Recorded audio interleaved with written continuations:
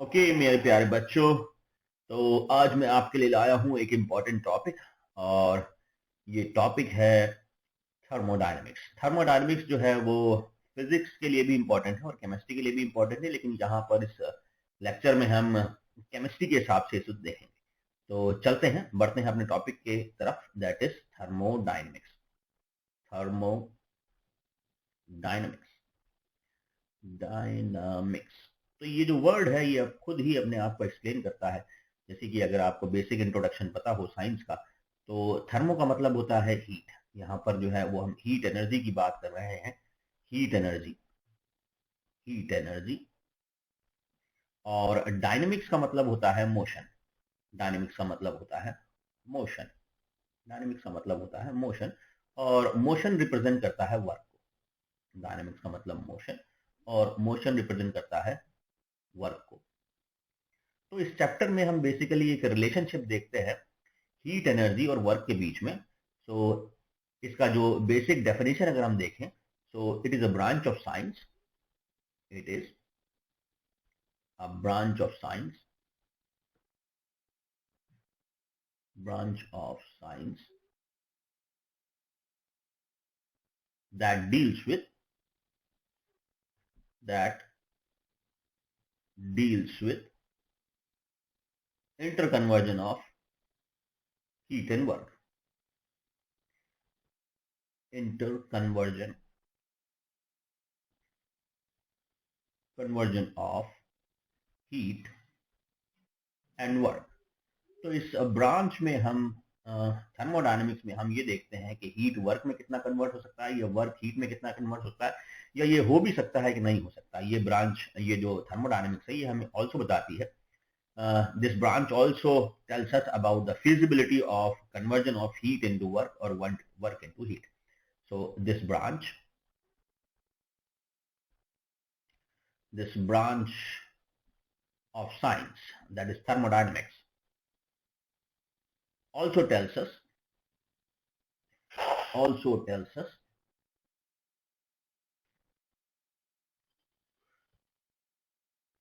tells us about the feasibility of a reaction, about the feasibility ability of a reaction। कोई भी जो reaction है या process है, रिएक्शन और अ प्रोसेस,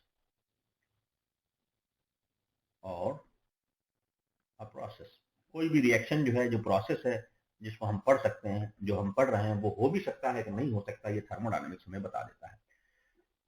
थर्मोडायनेमिक्स के अंदर एक इंपॉर्टेंट पॉइंट ये है, ये मैकेनिक्स को नहीं बताता। This branch do not deals with the mechanism of a reaction. This branch do not deals with the mechanism of a process or a reaction। ये मैकेनिज्म को बिल्कुल नहीं बताता, क्योंकि ये जो ब्रांच है ये सिर्फ एनर्जी कन्वर्जन और एनर्जी को वर्क में और वर्क को एनर्जी में कन्वर्ट करने के प्रोसेस को ही डील करता है। ये, और ये कैसे हो रहा है, इसको ये डील नहीं करता। This branch do not deals with the mechanism of a reaction or process, reaction or a process। जो प्रोसेस है, जो रिएक्शन है, वो कैसे, उसका जो काइनेटिक्स, मतलब ये जो बताता है मैकेनिज्म, वो काइनेटिक्स बताता है, थर्मोडायनेमिक्स नहीं बताता है। तो ये ब्रांच जो है, ये this branch do not deals with the mechanism of a reaction और अ प्रोसेस। ये इंपॉर्टेंट लाइन है। एक इंटरेस्टिंग फैक्ट है, ये ब्रांच कैसे बनी और कैसे पिक्चर में आई, इसके लिए एक इंटरेस्टिंग फैक्ट है। जैसे कि आपको पता है, एंशिएंट टाइम से, ancient time, from ancient times we are aware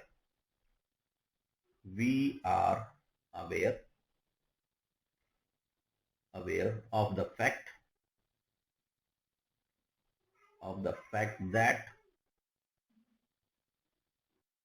that work can be converted into heat। Work can be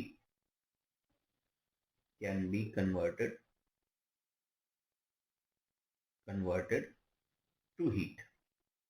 to heat, ये हमें पता है शुरू से, ये हमारे एक्सपीरियंस में है कि काम को हम हीट में कन्वर्ट कर सकते हैं। कैसे?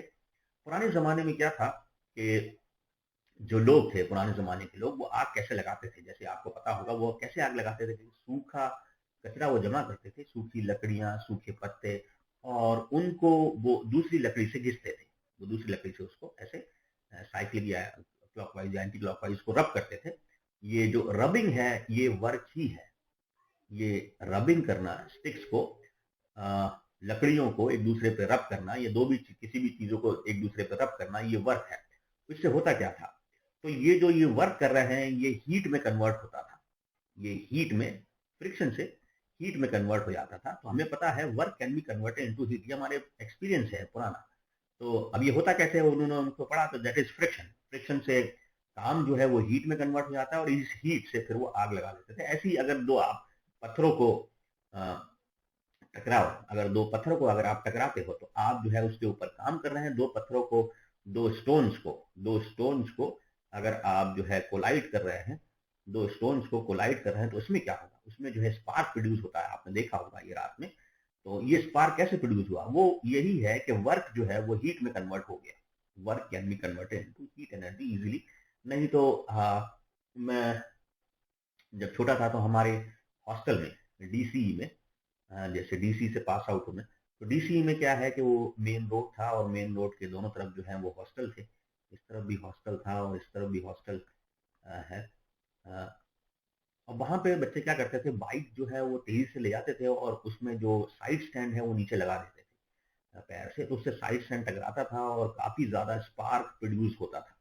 तो यहाँ पर भी जो है work is converted into heat, work is converted into heat. ये तो हमें शुरू से पता है, ये हमारे एक्सपीरियंस में शुरू से रहा है। लेकिन बाद में जो साइंस है, बाद में जो साइंटिस्ट हैं, तो उन्होंने ये सोचा क्या रिवर्स भी हो सकता है? कि हमें ये हम पता है, although we know that work यानी काम जो है वो हीट में कन्वर्ट हो सकता है, ये सभी लोग जानते हैं। तो साइंटिस्ट ने ये सोचा क्या इसका उल्टा भी हो सकता है? Is reversible is also possible? क्या हम हीट को काम में कन्वर्ट कर सकते हैं? If heat can be converted into heat, if heat can be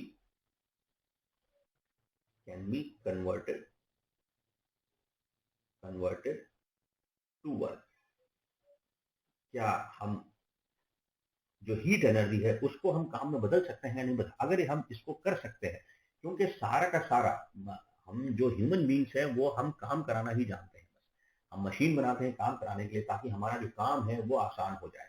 तो अगर हीट को हम काम करा सकें, अगर हीट से हम काम करा सकें, तो ये हमारे लिए बहुत बड़ा एक इन्वेंशन होगा। और जैसा कि आप लोग जानते हैं, साइंटिस्ट इसमें कामयाब भी रहे, और उन्होंने हीट को वर्क में कन्वर्ट करा दिया। तो थ्रू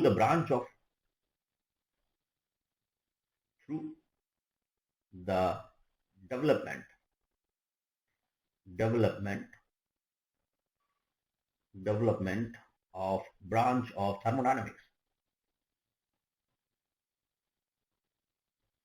थर्मोडायनेमिक्स,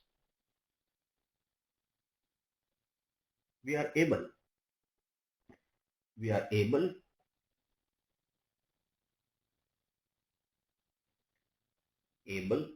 to convert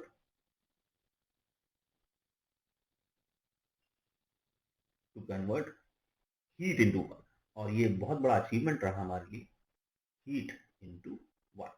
कैसे? आजकल जो गाड़ियां हैं जिनके अंदर इंटरनल कंबशन इंजन लगा है, तो थर्मोडायनेमिक्स का सिग्निफिकेंस क्या है? थर्मोडायनेमिक्स का सिग्निफिकेंस है that we are able to develop. तो सिग्निफिकेंस क्या है इस ब्रांच का? सिग्निफिकेंस, इस ब्रांच का सिग्निफिकेंस है development of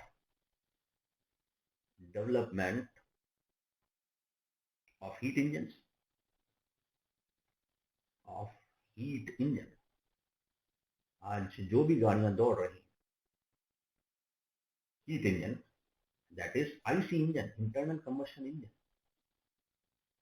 internal combustion engine,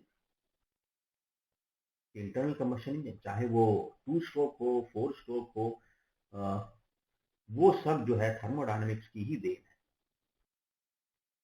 heat engine 2 stroke और 4 स्ट्रोक, ये सब थर्मोडायनेमिक्स की ही देन है। 2 स्ट्रोक, 4 स्ट्रोक, या फिर हमारे जो बड़े बड़े थर्मल पावर प्लांट्स हैं, जिसमें टरबाइन जो है वो मूव करता है स्टीम से, दैट इज हीट से। तो थर्मल पावर प्लांट ये भी जो है स्टीम थर्मोडायनेमिक्स की ही देन है। थर्मल पावर प्लांट,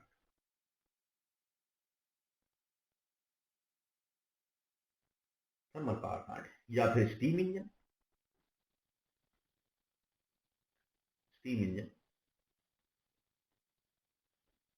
ये सब जो है ये सिग्निफिकेंस है इस ब्रांच का। तो आप देख लीजिए ये ब्रांच जो है वो कितना ज्यादा इंपॉर्टेंट है हमारे लिए। लेकिन इस ब्रांच को पढ़ने के लिए, इस थर्मोडायनेमिक्स को पढ़ने के लिए हमें इसकी कुछ टर्मिनोलॉजी का पता होना चाहिए।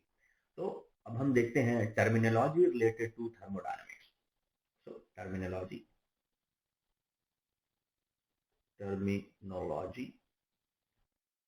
Related to thermodynamics.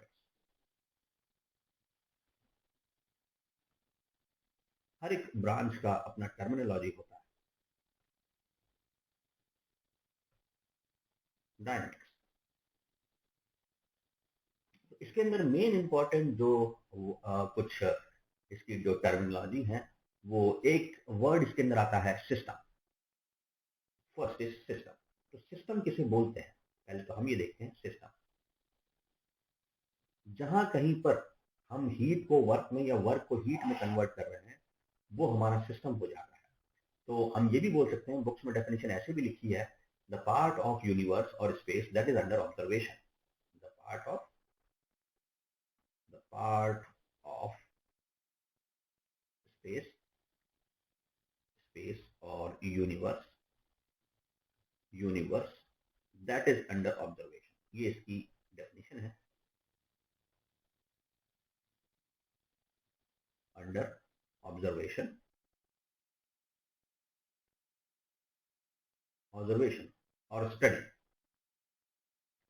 और स्टडी जो भी हमारे चारों तरफ है उसको हम यूनिवर्स बोलते हैं। उस यूनिवर्स के अंदर हम जिस भी चीज पे फोकस कर रहे हैं, जहां पर हम हीट को वर्क में कन्वर्ट कर रहे हैं या वर्क को हीट में कन्वर्ट कर रहे हैं, वो जो पार्ट है यूनिवर्स का, वो हमारे लिए सिस्टम बन जाता है। जैसे अगर आप एक कैटल ले लें, कोई कैटल ले लें, जैसे आपने एक कैटल ले लिया चाय का, और आपका जो फोकस है वो उस कैटल के ऊपर है। इस फोकस जो है वो आपका कैटल के ऊपर है। तो ये कैटल जो है ये आपका सिस्टम है। ये कैटल जो है वो सिस्टम है, क्योंकि आपका सारा फोकस जो है वो कैटल के ऊपर है। सिस्टम कैसे? आपका सारा फोकस ये रहेगा कि पानी कितना बॉईल हुआ है, पानी का वॉल्यूम कितना है, चाय कितनी बनी है, कितनी देर उसे गर्म करना है, कितनी देर बाद उसे बंद कर देना है। तो ये सारा जो है आपका पूरा फोकस जो है, पूरा जो आपका ऑब्जर्वेशन जो है वो पूरा कैटल के ऊपर है, इसलिए कैटल सिस्टम ही होता है। इसलिए वो हमारे चारों तरफ जो यूनिवर्स है, उस यूनिवर्स का वो पार्ट जो कि हमारे ऑब्जर्वेशन में है, वो कुछ भी हो सकता है। चाहे वो एक चाय का कप हो, एक कैटल हो, एक सैटेलाइट हो, एक हवाई जहाज हो, एक गाड़ी का इंजन हो, वो सिस्टम कुछ भी हो सकता है जहां पर हम हीट को वर्क में और वर्क को हीट में चेंज कर रहे हैं। यहाँ पर क्या होता है कि यहाँ पर हीट जो है वो वर्क में कन्वर्ट हो रही है केटल के अंदर। काम क्या हो रहा है? काम ये है कि आपकी चाय बन रही है। काम क्या हो रहा है? काम ये है कि यहाँ पर पानी जो है वो गर्म हो रहा है और वो कैफीन को और सारी चीजों को डिजोल्व कर रहा है, सॉल्यूट को। ये तो यहाँ पर जो है वो हीट जो है वो वर्क में कन्वर्ट हो रही है। आपको तो चाय बनानी है, आपका काम है चाय बनाना। कैसे बनाएंगे? हीट के थ्रू ही बनाएंगे। तो ये जो पार्ट है यानी केटल जो है वो हमारा सिस्टम हो जाएगा। ऐसी कोई भी चीज जो कि आपके ऑब्जर्वेशन में है वो सिस्टम कहलाती है। इंपॉर्टेंट, ये सिस्टम जो है वो एक केटल भी हो सकता है, अगर आप उस केटल के ऊपर फोकस कर रहे हैं, केटल भी हो सकता है। ये एक सैटेलाइट भी हो सकता है, अगर आप सैटेलाइट पे फोकस कर रहे हैं जहां पर हीट जो है वर्क में जो हीट कन्वर्ट हो रहा है। या फिर एक इंजन भी हो सकता है, चाहे वो स्टीम इंजन हो, इंटरनल कंबशन हो, गाड़ी का इंजन हो, या एक पिस्टन हो सकता है। अगर आपका सारा फोकस पिस्टन के ऊपर है तो ये पिस्टन भी हो सकता है, पिस्टन, सिलेंडर, सिलेंडर और पिस्टन, तो ये हो सकता है। तो सिस्टम जो पार्ट हमारे चारों तरफ जो दुनिया है, जो हमारे चारों तरफ जो यूनिवर्स है, उसका वो पार्ट जिसपे हम स्टडी कर रहे हैं, जिसको हम फोकस कर रहे हैं, चाहे वो कुछ भी हो, चाहे वो एक प्लास्टिक की बोतल ही हो या प्लास्टिक की बोतल बनाने वाली मशीन हो, चाहे वो लकड़ी गर्म करने वाली मशीन हो, कोई भी एक चीज हो, अगर हम उसको स्टडी कर रहे हैं तो वो हमारा सिस्टम हो जाता है। अब सिस्टम के बाद जो चीज बचती है यूनिवर्स में वो सराउंडिंग हो जाती है। तो दूसरा इसके अंदर वर्ड आता है सराउंडिंग। थर्मोडायनेमिक्स के अंदर एक सिस्टम पार्ट होता है और एक होता है सराउंडिंग। तो सराउंडिंग, सराउंडिंग, अब सराउंडिंग किसे बोलते हैं? यूनिवर्स में जो सिस्टम के चारों तरफ है वो सराउंडिंग है। तो the part of universe that is under, that surrounds system, part of universe that surrounds, that surrounds system is called as surrounding. अब हम इन दो में डिवीजन क्यों करते हैं? तो हमारा जो यूनिवर्स है, हमारा जो पूरा यूनिवर्स है, सपोज करो ये आपका यूनिवर्स है, और यूनिवर्स की कोई बाउंड्री नहीं होती, लेकिन मैं यहाँ पर इस समझाने के लिए आपको यूनिवर्स बना रहा हूँ। ये यूनिवर्स के अंदर आपका जो केटल है, ये केटल जो है, ये केटल जो है वो अगर आपका सिस्टम है, तो ये केटल के चारों तरफ का जो पार्ट है, केटल के चारों तरफ का जो पार्ट है, ये पूरा पोर्शन, वो सब जो है वो यूनिवर्स कहलाएगा। केटल के चारों तरफ जो किचन है या जहां पर भी आप चाय बना रहे हैं, घर है, एटमॉस्फेयर है, हमारा अर्थ है, ये पूरा, ये सब सराउंडिंग कहलाएगा। तो यूनिवर्स जो है वो दो चीजों का बना होता है। यूनिवर्स जो है वो दो चीजों का बना होता है। एक होता है सिस्टम, सिस्टम वो पार्ट होता है जो आपके ऑब्जर्वेशन में है, और सिस्टम के चारों तरफ जो है वो पार्ट यूनिवर्स का सराउंडिंग कहलाता है। तो सिस्टम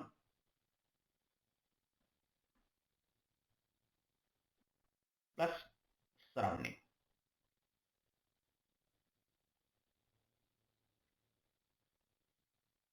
इनको बन के ही यूनिवर्स होता है, इनको मिलके ही यूनिवर्स होता है।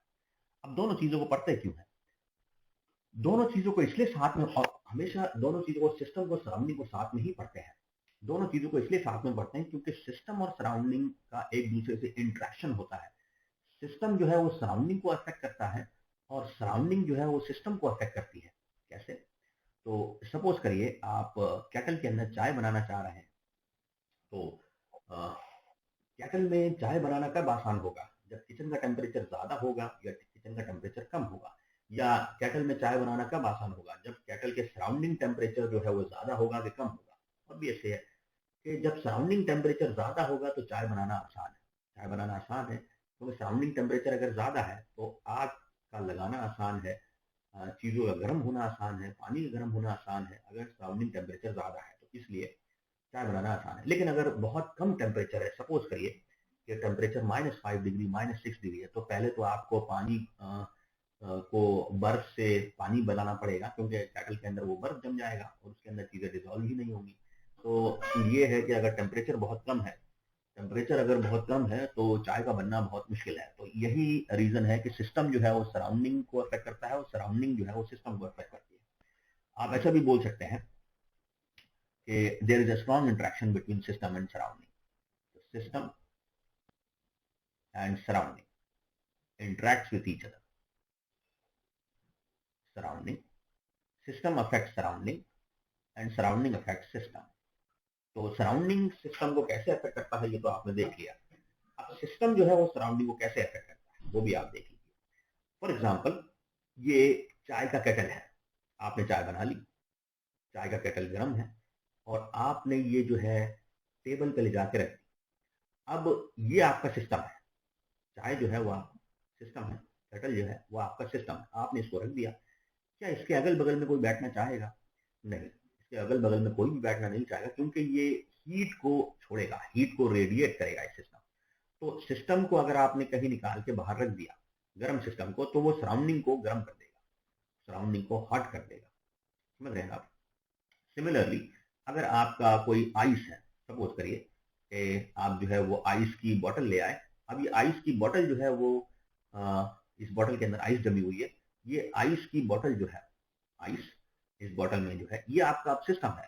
तो इसके चारों तरफ का एरिया कैसा हो जाएगा? इसके चारों तरफ का एरिया ठंडा हो जाएगा। Surrounding becomes cool. तो यही जो है सिस्टम जो है वो सराउंडिंग को अफेक्ट करता है, और सराउंडिंग जो है वो सिस्टम को अफेक्ट करती है।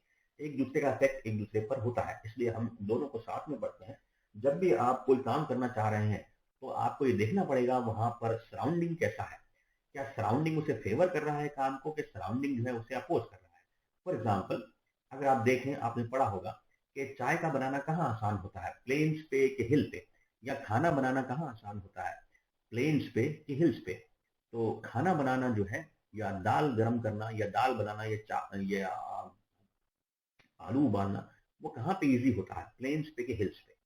तो प्लेन्स पे खाना बनाना आसान है। प्लेन्स पे खाना बनाना आसान है, प्लेन्स पे दाल बनाना आसान है। तो it is easier to prepare food at plains, क्योंकि प्लेन्स पे जो वाटर का बॉइलिंग पॉइंट है वो ज्यादा होता है। वाटर का बॉइलिंग पॉइंट ज्यादा होने से वो ज्यादा हीट एब्जॉर्ब करता है। इसको हम बाद में पढ़ेंगे, ये लंबा कॉन्सेप्ट है। तो प्लेन्स पे it is easier, it is easier to prepare food at plains as compared to hilly area, as compared to hilly area, as compared to hills। क्योंकि हिल्स पे वाटर का बॉइलिंग पॉइंट कम होता है, तो कम heat ही absorb कर सकता है वो। और प्लेन्स पे so water can absorb more heat, water can absorb absorb more heat, more heat at plains as compared to hill area, as compared to hills। इसीलिए तो सराउंडिंग का बहुत ज्यादा इंपॉर्टेंस होता है हमारे सिस्टम पे। हम जो काम करना चाह रहे हैं, जो भी चीज जहां पर हम हीट को वर्क में कन्वर्ट करना चाह रहे हैं या वर्क को हीट में कन्वर्ट करना चाह रहे हैं, तो हमें सराउंडिंग का देखना पड़ेगा। सराउंडिंग को हमें देखना पड़ेगा, सराउंडिंग का क्या है। तो ये दो जो है टर्मिनोलॉजी काफी ज्यादा इंपॉर्टेंट है। अब जो सिस्टम जो है वो सराउंडिंग से कैसे इफेक्ट हो रहा है, या सराउंडिंग उसको कैसे इफेक्ट कर रहा है, या सिस्टम जो सराउंडिंग के बीच में क्या इंटरेक्शन है। So on the basis of interaction between system and surrounding, system can be differentiated into three parts. So on the basis on the basis of on the basis of interaction between system and surrounding, between system and surrounding,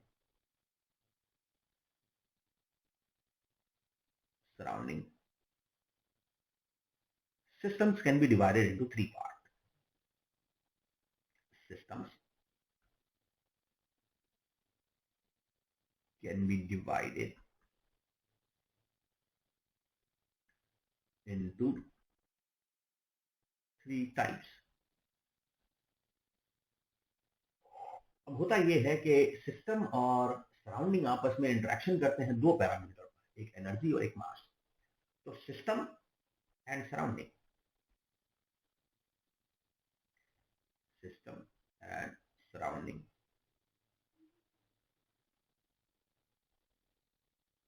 interact with each other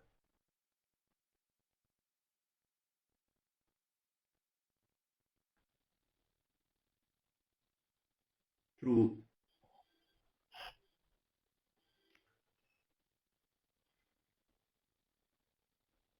each other through parameters, through two parameters,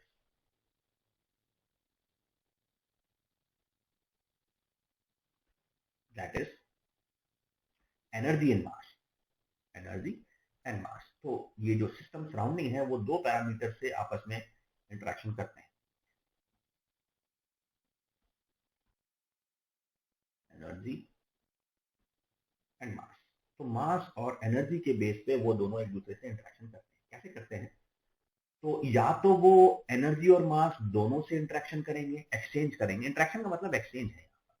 तो या तो वो दोनों को exchange करेंगे, या वो एक को एक्सचेंज करेंगे, या वो सिर्फ एनर्जी को एक्सचेंज करेंगे, या सिर्फ मास को एक्सचेंज करेंगे, या दोनों को मास से एक्सचेंज करेंगे। तो कैसे करते हैं उसके बेस पे सिस्टम जो है वो तीन कैटेगरी में डिवाइडेड है, या तीन टाइप्स के होते हैं। तो हम पढ़ते हैं थ्री टाइप्स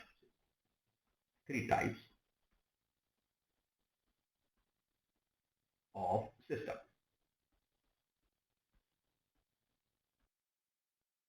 ठीक है, तो ये तीन लाइन बना लेते हैं हम, ताकि हम सिस्टम को डिफरेंशिएट कर सकें। ये लाइन और दूसरी लाइन बनाते हैं।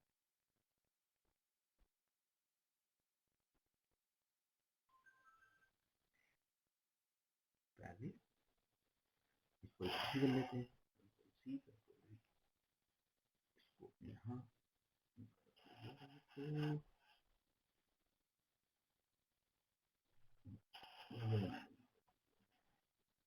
अब दूसरी बना लेते हैं, दूसरी और तीसरी बना लेते हैं, और ये तीसरी लाइन। ये तीन टाइप्स के सिस्टम हमारे हो जाएंगे।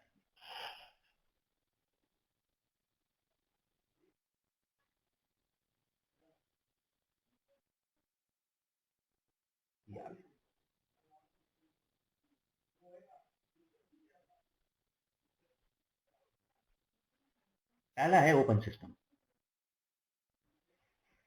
ओपन सिस्टम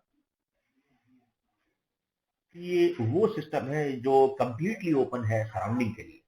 तो open system is a type of system that can exchange both energy and मास। ये पूरा का पूरा सराउंडिंग और सिस्टम के बीच में कोई भी, हम ये मान सकते हैं कि बाउंड्री, एनक्लोज बाउंड्री नहीं होगी।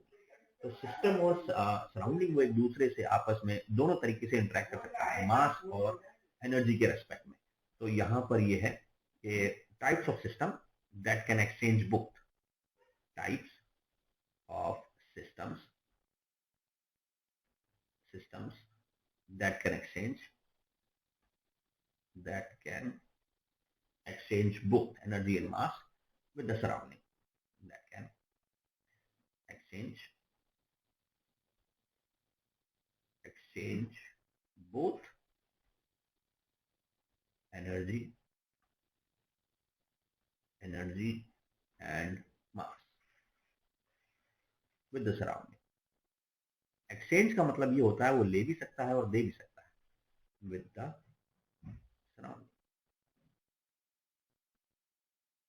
सराउंडिंग। अब ये कैसे करता है इसको देखते हैं। सपोज करिए आपका एक ओपन कप है। सपोज करिए आपने एक गर्म चाय का ओपन कप ले लिया। तो ये कप मान लेते हैं, और इसके अंदर है हॉट टी। ये आपका सिस्टम है, हॉट टी। अब जो हॉट टी है वो क्या करेगा? तो हॉट टी जो है ये अपने चारों तरफ की सराउंडिंग को गर्म कर देगा। कैसे? क्योंकि ये हीट एनर्जी रिलीज करेगा, तो सिस्टम की हीट एनर्जी बढ़ जाएगी। ये क्या करेगा? ये हीट रिलीज करेगा, क्योंकि ये गर्म है। आपको पता है energy flows from high temperature to low temperature, और energy flows from high state to low state. तो ये जो है ये हीट को रिलीज करेगा। Heat, it will release heat to the surrounding, release heat. और ये हीट के रिलीज करने के साथ साथ जो है ये वेपर्स को भी रिलीज करेगा। ये वेपर्स को भी रिलीज करेगा, जिससे क्या होगा, इसका उतना मास जो है वो कम हो जाएगा, और थोड़ा मास जो है, थोड़ा वाटर वेपर का मास जो है वो सराउंडिंग में बढ़ जाएगा। Release heat and water vapours, vapours लिख देते हैं, वेपर्स टू द सराउंडिंग। तो यहाँ पर जो सिस्टम है वो दोनों चीजों को सराउंडिंग में रिलीज कर रहा है। लेकिन इसका उल्टा भी हो सकता है। सपोज करिए कि आपने एक आइस का ट्रे ले लिया है, या आइस का ओपन कप ले लिया। ये जो ओपन जो बीकर है इसके अंदर आइस रखा रखा हुआ है, ये आइस है। अब आइस क्या करेगा, आइस जो है वो हीट एब्जॉर्ब करेगा सराउंडिंग से। तो यहाँ पर जो है आइस जो है वो हीट एब्जॉर्ब कर रहा है, आइस जो है वो हीट एब्जॉर्ब करेगा सराउंडिंग से, तो वो सराउंडिंग को ठंडा कर देगा। तो आइस जो है वो हीट एब्जॉर्ब करेगा, heat absorb from the surrounding, heat absorb, और सराउंडिंग को क्या करेगा, कूल करेगा। साथ में ही वो क्या करेगा, सराउंडिंग की जो वाटर वेपर्स हैं उनको ठंडा करके अपने अंदर जोड़ लेगा। तो ये क्या करेगा, it will absorb vapours, absorb vapours from the surrounding,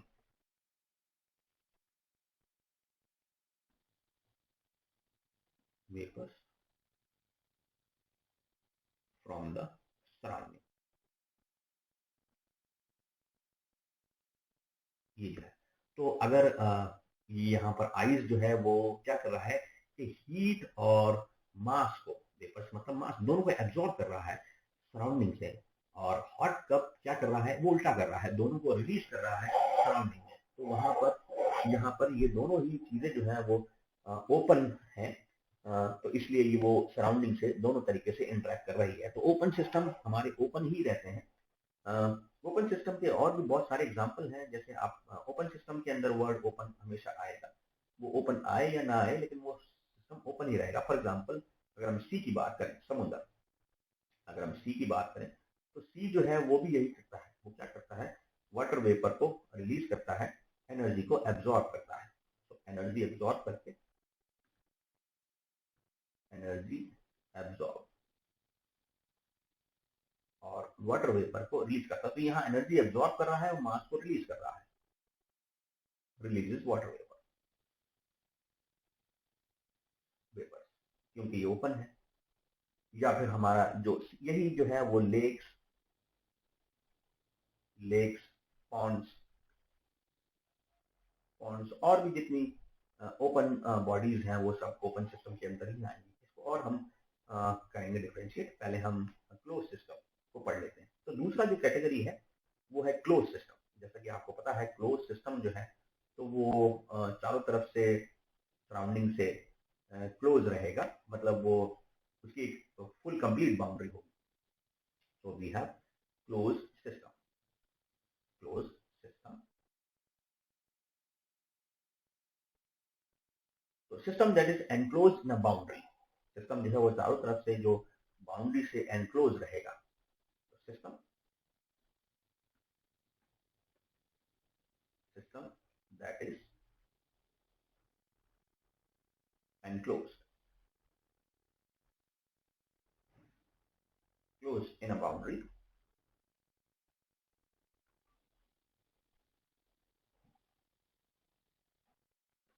in a boundary from outside, boundary from all sides, चारों तरफ से ये घिरा हुआ होगा। तो इससे होगा क्या, इससे होगा ये कि एनर्जी का ट्रांसफर तो होगा लेकिन मास का ट्रांसफर नहीं होगा। फॉर एग्जांपल आपने कोई बॉटल ले ली है जो कि बंद है, for example bottle closed, closed water bottle, water bottle, close water bottle.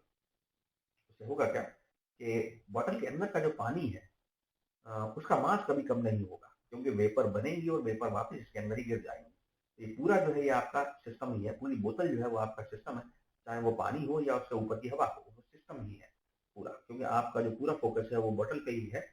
तो बॉटल के अंदर से मास कभी नहीं जाएगा बाहर, क्यों, क्योंकि वो क्लोज है। लेकिन ये जो बॉटल है ये एनर्जी को एब्जॉर्ब भी कर सकती है और एनर्जी को रिलीज भी कर सकती है। डिपेंड करता है कि अगर बॉटल का टेम्परेचर सराउंडिंग से ज्यादा है तो वो एनर्जी को रिलीज कर देगा, अगर बॉटल का टेम्परेचर सराउंडिंग से कम है तो एनर्जी को एब्जॉर्ब कर देगा। तो यहाँ पर ये जो है system can exchange only energy with the surrounding but not mass. So those systems that can exchange, the closed system can only exchange, closed system can only exchange, only exchange exchange energy, but not mass,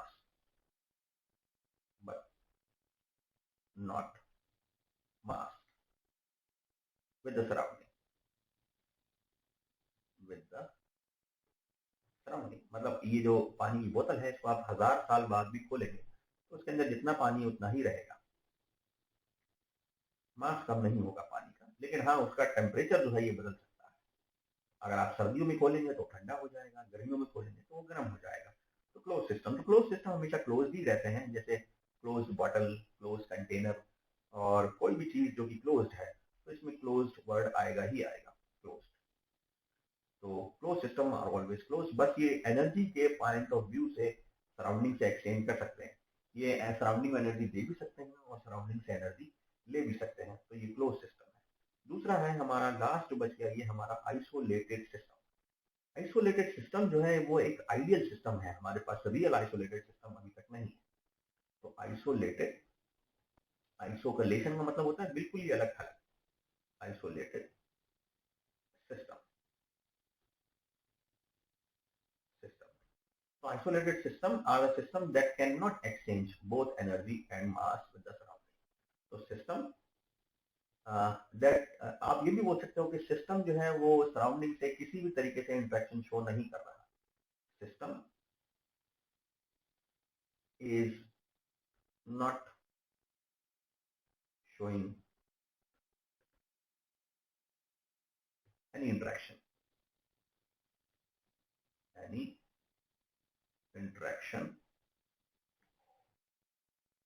होनी चाहिए, any interaction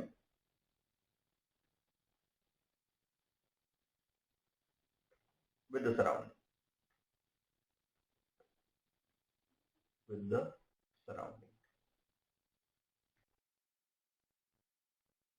मतलब क्या है कि isolated system जो है वो ना तो हीट एक्सचेंज करेगा ना मास एक्सचेंज करेगा। सो आइसोलेटेड सिस्टम्स, सो सच सिस्टम्स, या मैं लिख देता हूँ isolated system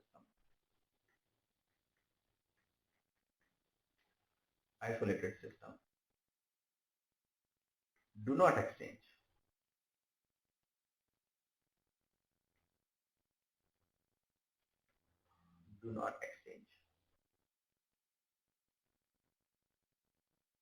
heat and mass with the surrounding,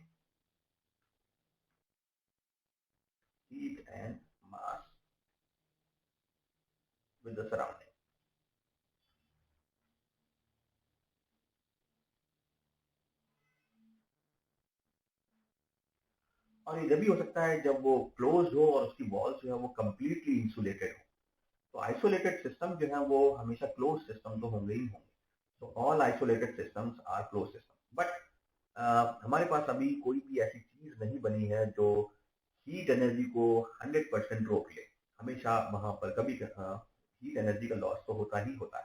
तो ये जो आइसोलेटेड सिस्टम है, these are not real system, not real. हमारे पास वर्ल्ड के अंदर अभी कोई ऐसा सिस्टम नहीं है जो कंप्लीटली आइसोलेटेड हो, नॉट रियल। और ये जो है ये आइडियल सिस्टम ही है, ये एक तरीके से आइडियल सिस्टम है। जब हमारे पास ऐसा हो जाएगा तो हम हीट को कंप्लीटली एक्सचेंज होने से या हीट को ट्रांसफर होने से हम रोक लेंगे, लेकिन अभी तक हम जो है वो हीट को ट्रांसफर होने से नहीं रोक पाए हैं। तो ये हमारा आइसोलेटेड सिस्टम। अब इसका अगर आप एग्जाम्पल देखें तो अगर मैं पूरा का पूरा यूनिवर्स को ही सिस्टम अगर मान लूँ, अगर मैं पूरे यूनिवर्स को ही अगर स्टडी करूँ, तो पूरा यूनिवर्स मेरा जो है वो सिस्टम बन जाएगा और सराउंडिंग का कोई रोल ही खत्म हो जाएगा। सराउंडिंग का रोल ही नहीं होगा तो सिस्टम और सराउंडिंग के बीच में कोई इंटरेक्शन ही नहीं होगा। तो उस केस में यूनिवर्स जो है वो आइसोलेटेड सिस्टम बन जाएगा। तो universe can be considered as an example of isolated system, isolated system ये। तो यूनिवर्स जो है वो आइसोलेटेड सिस्टम का एग्जांपल बन जाएगा जब मैं यूनिवर्स को ही पूरे का पूरा स्टडी करूं। जब यूनिवर्स पूरा का पूरा मैं स्टडी करने लगूंगा तो यूनिवर्स मेरा सिस्टम बन जाएगा और सराउंडिंग का कोई रोल ही खत्म हो गया। तो सारी चीज सिस्टम में ही रहेगी, सराउंडिंग से कोई इंटरेक्शन ही नहीं होगा, ना मास का ना एनर्जी का। तो उस केस में यूनिवर्स मेरा आइसोलेटेड सिस्टम बन जाएगा। पॉइंट यहाँ पर ये है कि सारे के सारे आइसोलेटेड सिस्टम जो होते हैं वो क्लोज्ड ही होते हैं। तो all isolated systems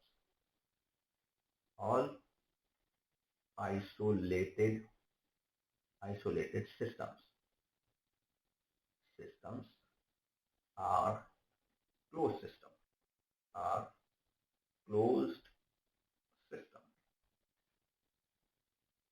system but all closed systems are not isolated system. वो क्लोज सिस्टम जो कि हीट एनर्जी को ट्रांसफर होने से रोक दें वो आइसोलेटेड कहलाएंगे. बट ऑल क्लोज्ड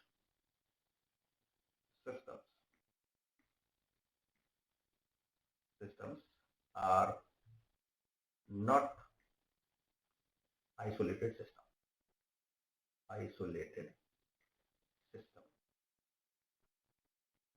ये अब कुछ एग्जांपल हम देखते हैं जो हमारे डे टू डे लाइफ में है. उनको हम कैटेगराइज करते हैं ओपन में, क्लोज में और आइसोलेटेड में. अब आइसोलेटेड का तो मैंने आपको बता दिया. आइसोलेटेड का एक ही एग्जांपल आप मान सकते हो, वो है हमारा यूनिवर्स. तो देखते हैं. पहला हम देखते हैं, सपोज करो अगर अर्थ है, तो अर्थ जो है वो क्या मानते हो आप? ओपन होगा, क्लोज होगा या आइसोलेटेड होगा? अब आइसोलेटेड तो हो नहीं सकता. क्योंकि ये जो है ये एनर्जी एक्सचेंज करता है. ये सन से एनर्जी रिसीव करता है और वापस जो है वो एनर्जी को रेडिएट भी करता है. अर्थ जो है, अर्थ रिसीव्स एनर्जी फ्रॉम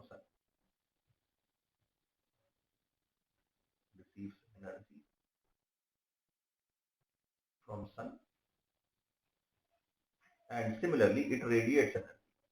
और ये एनर्जी को रेडिएट भी करता है. वो आपने इंसुलेशन और वो सब पढ़ा होगा. So it radiates energy. तो एनर्जी का एक्सचेंज तो करता है ये, radiate energy. So it exchange energy with its surrounding, जो कि स्पेस में. तो अर्थ एक्सचेंज एनर्जी, अर्थ एक्सचेंज एनर्जी. अब क्या मास का एक्सचेंज कर पाता है या नहीं कर पाता है? तो अर्थ मास का भी एक्सचेंज करता है. कैसे? सपोज करो कोई मीटियोर जो है वो अर्थ के ऊपर आ गया, अर्थ का मास जो है बढ़ जाएगा. या यहाँ से जो है वो आपने कोई एस्ट्रोनॉट को ऊपर भेज दिया या कुछ बॉडीज को आपने ऊपर भेज दिया, तो इसका मास भी चेंज हो जाएगा. तो ये मास को भी एक्सचेंज करता है. तो earth exchange energy and mass both with its surrounding. तो ये क्या हो जाएगा? ये जो है ये ओपन सिस्टम हो जाएगा. सराउंडिंग. तो ये जो है ये एक ओपन सिस्टम का एग्जांपल है. ओपन सिस्टम, तो अर्थ जो है वो ओपन सिस्टम है. ठीक है, समझ में आया? अब हम देखते हैं ह्यूमन बींग्स. सिर्फ अर्थ ही नहीं, जितना सारा ये जो एक्स्ट्रा टेरेस्ट्रियल बॉडी है, जैसे कि all planets,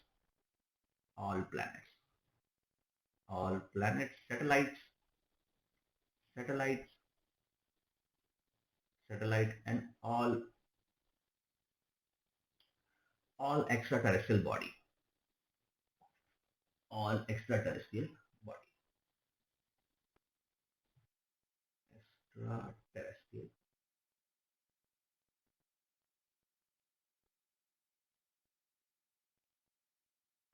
bodies are example of open system. ठीक है. दूसरा एग्जांपल देखते हैं, ह्यूमन बींग्स. क्या बोलते हैं आप? ह्यूमन बींग्स जो है वो ओपन सिस्टम है कि क्लोज सिस्टम है? Second example is human beings या ह्यूमंस. अब ह्यूमंस जो है वो एनर्जी एक्सचेंज तो करता है. कैसे? अगर टेम्परेचर बाहर का बहुत कम है, सपोज करो ये ह्यूमन, ड्राइंग मेरी खराब है और ड्राइंग के टीचर से मैंने मार भी बहुत खाई है, क्योंकि मैंने कभी ड्राइंग पे खर्चा ही नहीं करा. कभी मैंने पेंसिल कलर खरीदे, मेरे हिसाब से ये वेस्ट था. लेकिन आज मैं समझ रहा हूँ कि वो काम की चीज थी. क्योंकि अगर मैं ऐसे बनाता हूँ तो लोग बोलते हैं आपने रोबोट बना दिया, ह्यूमन बीइंग तो बनाया है. कोई बात नहीं. अगर बाहर टेम्परेचर बहुत कम है तो हमारी बॉडी हीट रिलीज करती है और हमें ठंड लगती है. लेकिन बाहर अगर टेम्परेचर ज्यादा है तो हमारी बॉडी हीट एब्जॉर्ब करती है और हमें गर्मी लगती है.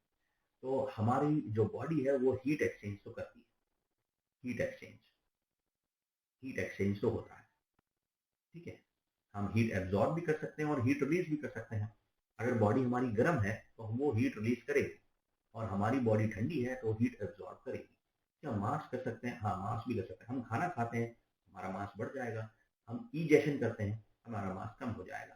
तो हम मास ट्रांसफर भी कर सकते हैं या मास एक्सचेंज भी करते हैं विद द सराउंडिंग। तो मास एक्सचेंज भी होता है, एक्सचेंज, मास एक्सचेंज भी होता है सराउंडिंग से, तो ये भी होता है। तो ह्यूमन बींग्स ओपन में आ जाएंगे, ओपन सिस्टम, ओपन सिस्टम। ये जितना भी लिविंग बींग है ये सारे ये काम करते हैं। तो जितने भी लिविंग बींग्स हैं, all living beings, living beings are open system, open system. जितने भी लिविंग बींग है वो सब ओपन सिस्टम है। और थर्ड, आइसोलेटेड का तो आपको पता ही है, यूनिवर्स जो है वो आइसोलेटेड सिस्टम है। यूनिवर्स, यूनिवर्स भी बोल सकते हैं और वो आपको स्पेस भी बोल सकते हैं, स्पेस, पूरा का पूरा स्पेस। तो ये जो है ये आइसोलेटेड सिस्टम होता है, क्योंकि अगर मैं यूनिवर्स को सिस्टम मान रहा हूं तो वो सराउंडिंग का कॉन्सेप्ट ही खत्म हो गया, आइसोलेटेड सिस्टम। अब सराउंडिंग का कॉन्सेप्ट खत्म हो गया तो वो हम पूरा का पूरा यूनिवर्स की फीचर को ही पढ़ रहे हैं, और वो उसका एक्सचेंज किसी से होगा नहीं। तो इसी वजह से यूनिवर्स जो है वो आइसोलेटेड सिस्टम। तो बाकी थोड़ा देखेंगे बाद में, अभी के लिए एक ब्रेक लेते हैं।